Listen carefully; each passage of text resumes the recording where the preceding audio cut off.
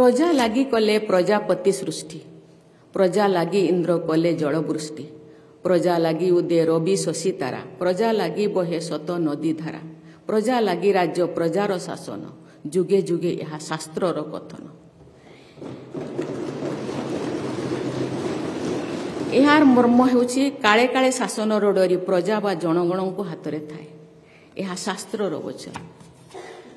आपण माने जनगणकर प्रतिनिधि सेमानंकर सेवक केते आशा भरोसा विश्वास नहीं से माने आपण को हाथ रे क्षमता अर्पण करछन्ते।